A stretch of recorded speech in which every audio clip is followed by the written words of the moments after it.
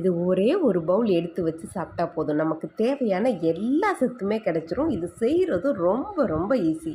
2 table spoon அளவுக்கு எண்ணெய் சேர்த்துருக்குறோம். ஒரு பெரிய வெங்காயம், 3 பச்சை மிளகா கட் பண்ணி சேர்த்துருக்குறோம். இதை நல்லா வதக்கிக்கலாம்.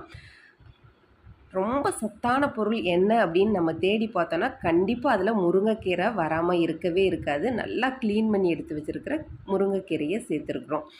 இதை வெங்காயம் பச்சை மிளகா கூட நல்லா வதக்கி விட்டுக்கலாம். ஒரு 3-4 நிமிஷம் வதக்கினாலே போதும்.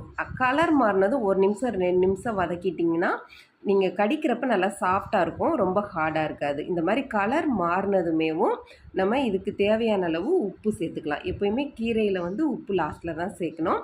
இப்போது இதை நல்லா மிக்ஸ் பண்ணி விட்டுக்கலாம்.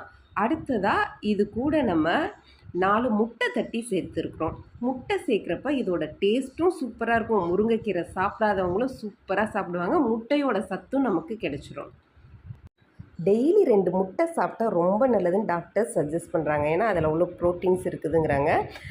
அது கூட நமக்கு எல்லா சத்தும் இருக்கிற முருங்கைக்கீரையும் சேர்த்து சாப்பிட்றப்ப சொல்லவே வேண்டாம், அவ்வளோ எனர்ஜியாக இருக்கும். பெண் குழந்தைங்களுக்கு கண்டிப்பாக இது செஞ்சு கொடுக்க வேண்டிய ஒன்று. இதே மாதிரி உங்களுக்கும் ஹெல்த்தியான ரெசிபிஸ் தெரிஞ்சிருந்ததுன்னா கமெண்ட்ஸில் ஷேர் பண்ணுங்கள். அந்த வீடியோவும் நம்ம அப்லோட் பண்ணலாம். தேங்க்ஸ் ஃபார் வாட்சிங்.